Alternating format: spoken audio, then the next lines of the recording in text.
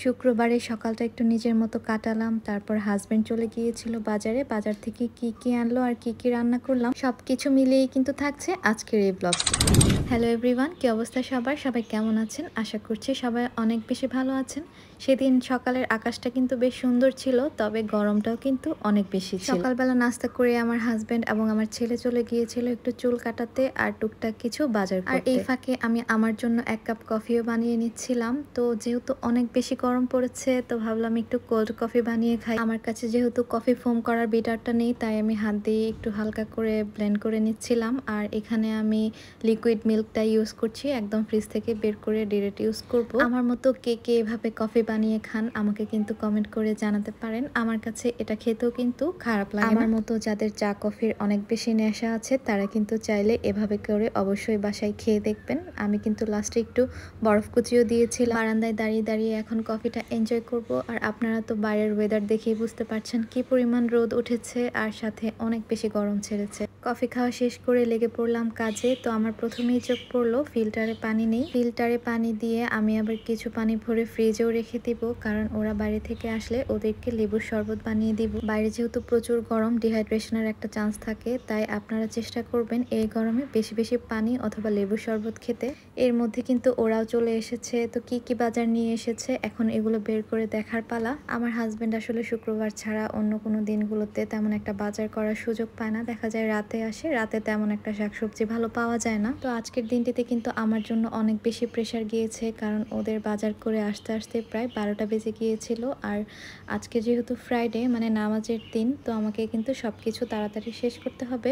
তো ডাটা দেখে আমার প্রথমেই মাথায় আসলো যে আমি মাছ দিয়ে ডাটা দিয়ে একটা রান্না করব। যেহেতু প্রচুর গরম, একটু পাতলা ঝোল করব। আর এখানে দেখলাম সাথে কিছু ছোট মাছও এনেছে। এই ছোট মাছ কাটার কিন্তু এখন কোনো সময়ও নাই, আর আমি কিন্তু ছোট মাছ কাটতেও পারি না। এটাকে আমি ওভাবেই ফ্রিজে রেখে দিব, কালকে খালা এসে কেটে দিবে। আর বড় মাছটাকেও আমি এখন একটু লবণ আর লেবু দিয়ে মাখিয়ে রাখবো বেশ কিছুক্ষণ। মাছটাকে মেখে এখন আমি চলে যাব ওদের জন্য একটু ড্রিঙ্কস বানাতে, মানে একটু শরবত বানাতে। ফ্রিজে যেহেতু আমার আগে থেকেই পানি রাখা ছিল, এখন জাস্ট এই ট্যাং আর একটু লেবু দিয়ে ওদেরকে একটু শরবত দিব। আর এর ফাঁকেই কিন্তু আমি রান্নাবান্না বসিয়ে দিয়েছিলাম, কারণ যেহেতু অনেক বেশি তাড়া ছিল।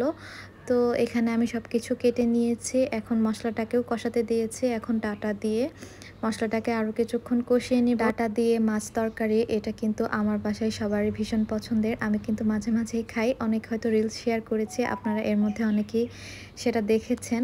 আর এর পাশাপাশি একটা শাকও রান্না করব। তো পালং শাক এনেছিল, তো আমার বাসায় ছোট কিছু চিংড়ি ছিল, তো ভাবলাম এগুলো দিয়ে রান্না করে ফেলি। শুক্রবার হলে কিন্তু আমার বাসায় গ্যাসের একটু প্রবলেম করে, মানে দুপুর হলে গ্যাস একদমই থাকতে চায় না।